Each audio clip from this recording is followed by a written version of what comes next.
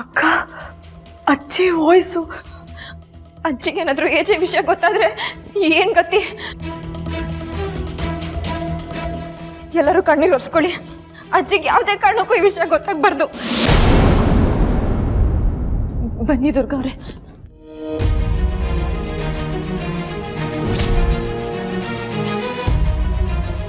ಲೀಲಾ, ಅಜ್ಜಿ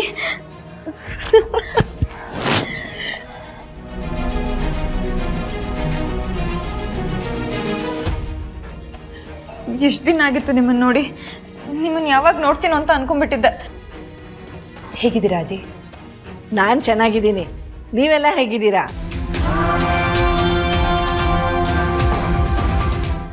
ಅಜ್ಜಿ, ನಮ್ಮ ಮುಖ ನೋಡಿದ್ರೆ ಗೊತ್ತಾಗ್ತಿಲ್ವಾ ನಾವೆಷ್ಟು ಖುಷಿಯಾಗಿದ್ದೀವಿ ಅಂತ? ನಮ್ಗೆ ಇಷ್ಟೊಂದು ಖುಷಿ ಯಾವತ್ತೂ ಆಗೇ ಇಲ್ಲ ಅಲ್ವಾ ದುರ್ಗಾ ಅವರೇ? ಹೌದು ಲೀಲಾ, ತುಂಬ ಖುಷಿ ಆಗ್ತಾ ಇದೆ. ಯಾರ ಹತ್ರ ಹೇಳ್ಕೋಬೇಕು ಅಂತಾನೆ ಗೊತ್ತಾಗ್ತಿಲ್ಲ.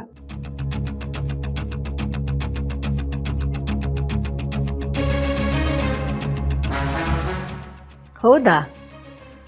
ಆದರೆ ನಿಮ್ಮ ಮುಖದಲ್ಲಿ ಕಾಣಿಸ್ತಾ ಇರೋದು ನಿಜವಾದ ಖುಷಿ ಅಂತ ಅನ್ನಿಸ್ತಿಲ್ವಲ್ಲ? ಏನಜ್ಜಿ ಈ ಥರ ಮಾತಾಡ್ತಿದ್ದೀರಾ? ನೀವು ಬರೋ ದಾರಿನೇ ಕಾಯ್ತಾ ಇದ್ದೆ ಗೊತ್ತಾ. ನಾನು ನಿಮ್ಮ ಜೊತೆ ಮಾತಾಡಬೇಕು ಅಂತ ವೇಟ್ ಮಾಡ್ತಾ ಇದ್ದೆ. ನೀವು ನೋಡಿದ್ರೆ ಈ ಥರ ಮಾತಾಡ್ತೀರಾ?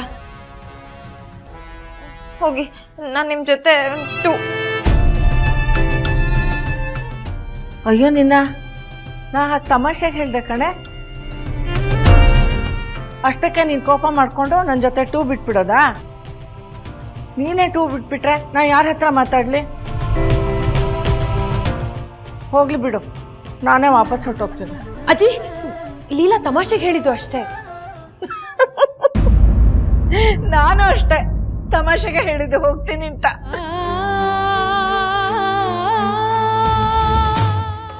ಅಲ್ವೇ, ನನ್ನ ಮಗನ್ ನೋಡ್ಬೇಕು ಅಂತ ಅಷ್ಟು ದೂರದಿಂದ ಅರ್ಧಕ್ಕೆ ತೀರ್ಥಯಾತ್ರೆ ಬಿಟ್ಟು ಬಂದಿದ್ದೀನಿ, ವಾಪಸ್ ಹೊರಟೋಗ್ತೀನಾ? ಆಹಾ, 2 ಬಿಟ್ಬಿಡ್ತಾಳಂತೆ. ನೀ 2 ಬಿಟ್ರೆ ಅದಕ್ಕೆ ಇನ್ನೇನು ಸೇರಿಸಿ ನಾನು ನಿನ್ನ ಹಾಕ್ಬಿಡ್ತೀನಿ. ಅಜ್ಜಿ, ಸಾರಿ ಸಾರಿ ಸಾರಿ ಸಾರಿ ಬಿಡಿ. ಸುಮ್ಮನೆ ತಮಾಷೆ ಮಾಡಿದೆ. ಅಂತೂ ನೀವು ಬಂದ್ರಲ್ಲ, ನಂಗೆ ತುಂಬ ಖುಷಿ ಆಯಿತು.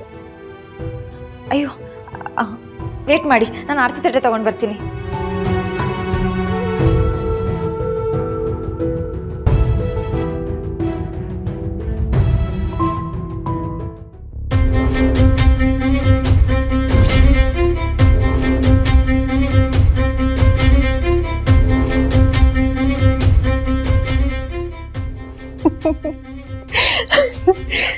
ಸಾಧಿಸ್ಬಿಟ್ಟೆ, ನಾನ್ ಸಾಧಿಸ್ಬಿಟ್ಟೆ. ವಿಕ್ರಮ್ ಇಷ್ಟು ದಿವಸ ಈ ಮನೇಲಿ ಇದ್ಕೊಂಡು ಸಾಧಿಸೋಕಾಗದೆ ಇರೋದನ್ನ ನಾನ್ ಬಂದು ಕೆಲವೇ ದಿನದಲ್ಲಿ ನಾನು ಅನ್ಕೊಂಡಿರೋದನ್ನ ಸಾಧಿಸ್ಬಿಟ್ಟೆ. ಏಜೆ ಮನೆಯಲ್ಲೇ ಇದ್ಕೊಂಡು ಏಜೆ ನಂಬಿಕೆನ ಉಳಿಸ್ಕೊಂಡು ಏಜೆ ನಮ್ದವ್ರ ಕೈಯಲ್ಲೇ ಅವನನ್ನ ಜೈಲಿಗೆ ಕಳಿಸ್ಬಿಟ್ಟೆ. ಬೆನ್ನಿಗೆ ಚೂರಿ ಹಾಕೋ ಕೆಲಸ ತುಂಬಾ ಈಸಿ ಅನ್ಕೊಂಡಿದ್ದೆ. ಆದ್ರೆ ಆ ಏಜೆ ವಿಷಯದಲ್ಲಿ ಸ್ವಲ್ಪ ಕಷ್ಟ ಅನ್ನಿಸ್ತು. ಆದ್ರೂ ಪರವಾಗಿಲ್ಲ, ನಾನು ಅನ್ಕೊಂಡಿದ್ದನ್ನ ಮಾಡಿ ಮುಗಿಸ್ಬಿಟ್ಟೆ. ಮುಂದೆ ಈ ಮನೆ ಹೇಗ್ ಛಿದ್ರ ಆಗುತ್ತೆ ಅಂತ ಈ ಮನೆಯಲ್ಲಿ ಇದ್ಕೊಂಡೆ ನಾನು ಅದನ್ನ ಕಣ್ ತುಂಬಿಸ್ಕೊತೀನಿ. ಅದೇ ನನ್ನ ಮುಂದಿನ ಕೆಲಸ. ಅಯ್ಯೋ, ಈ ಮುದ್ಕಿಗೆ ಯಾಕಮ್ಮ ಅದೆಲ್ಲ? ಅಜ್ಜಿ, ಲೀಲಾ ಅವ್ರು ಆಸೆ ಪಡ್ತಿದ್ದಾರೆ, ಇರ್ಲಿ ಬಿಡಿ.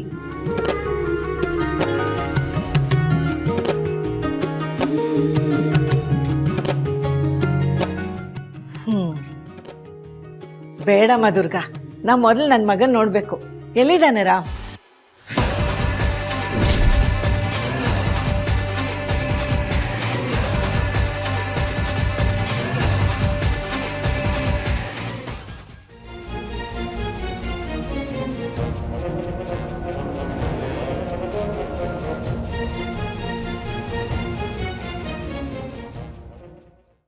ರೀ ನಿಜ ಹೇಳ್ರಿ, ನನಗೆ ಮೋಸ ಮಾಡೋದಲ್ದೆ ಮಗುಗೂ ಮೋಸ ಮಾಡ್ತಿದ್ದೀರಾ. ನಮ್ಮಿಬ್ಬರನ್ನು ಬಿಟ್ಟು ಇವಾಗ ಯಾರಿಗೆ ಅನ್ಯಾಯ ಮಾಡಕ್ ಬಂದಿದ್ದೀರಾ? ಹೇಳ್ರಿ, ಹೇಳಿ, ನಿಜ ಹೇಳಿ. ಯಾರಿಗೆ ಬೇಕಾದ್ರೂ ಮೋಸ ಮಾಡ್ಬೋದು ಅನ್ನೋ ಕಾನ್ಫಿಡೆನ್ಸ್ ಅಲ್ಲ ನಿನಗೆ?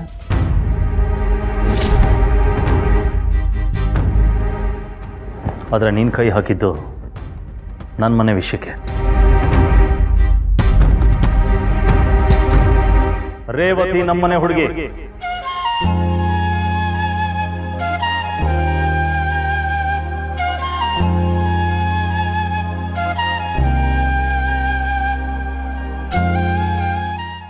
ನನ್ನ ಮನೆ ಆಗಲಿ, ಮನೆ ಜನಗಳ ಮೇಲಾಗಲಿ, ನನ್ನ ಕಣ್ಣು ಮುಂದೆ ಇರಲಿ, ಬೆನ್ನು ಹಿಂದೆ ಇರಲಿ, ಯಾರಾದರೂ ಮೋಸ ಮಾಡೋದನ್ನು ಯೋಚನೆ ಮಾಡಿದ್ರು ನೋಡ್ಕೊಂಡು ನಾನು ಸುಮ್ಮನೆ ಇರ್ತೀನಿ ಅಂದ್ಕೊಂಡಿದ್ಯಾ?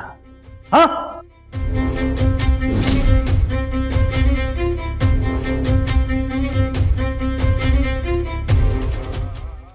ಲೀಲಾ, ನೀನು ಅವತ್ತು ಬಂದು ಹುಡುಗ ಯಾಕೋ ಸರಿ ಇಲ್ಲ ಅನ್ನಿಸ್ತಾ ಇದೆ, ಮದುವೆ ಕ್ಯಾನ್ಸಲ್ ಮಾಡಿ ಅಂತ ಹೇಳಿದಾಗ ನನಗೆ ನಂಬಿಕೆ ಬರಲಿಲ್ಲ. ಆದರೆ ಇದೇ ವಿಷಯನ ನೀನು ಅಂತರ ಮುಂದೆ ಮಾತಾಡ್ಬೇಕಾರೆ ಇನ್ನೊಂದು ಸಲ ವಿಚಾರಿಸೋದು ಒಳ್ಳೆಯದು ಅಂತ ಅನ್ನಿಸ್ತು.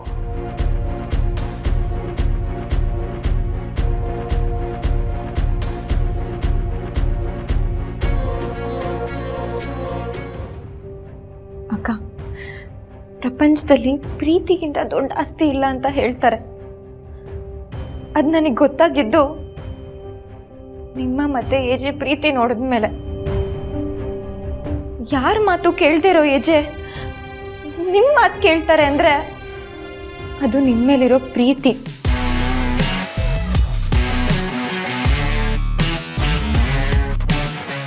ನಾನು ಇವತ್ತಿಲ್ಲಿಗೆ ಯಾಕೆ ಬಂದಿದ್ದೀನಿ ಗೊತ್ತಾ?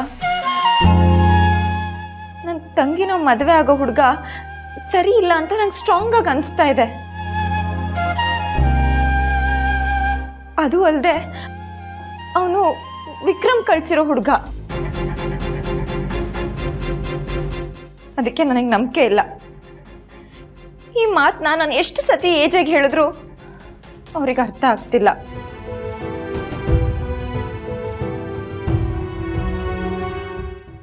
ಅದಕ್ಕೆ ನನಗೆ ಕೊನೆ ದಾರಿಯಾಗಿ ಕಾಣಿಸಿದ್ದು ನೀವು ಈ ಮಾತನ್ನ ಏಜೆಗೆ ಹೇಳಿದ್ರೆ ಅವ್ರು ಖಂಡಿತ ಅದನ್ನ ಒಪ್ಕೋತಾರೆ.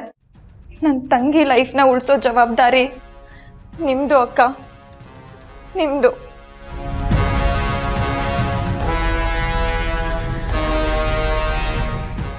ನಿಮ್ಮ ಕೈಯಲ್ಲಿದೆ. ಪ್ಲೀಸ್ ಅಕ್ಕ. ಇನ್ನು ಗ್ಯಾರಂಟಿ ಹಿಟ್ಲರ್ ಕಲ್ಯಾಣ.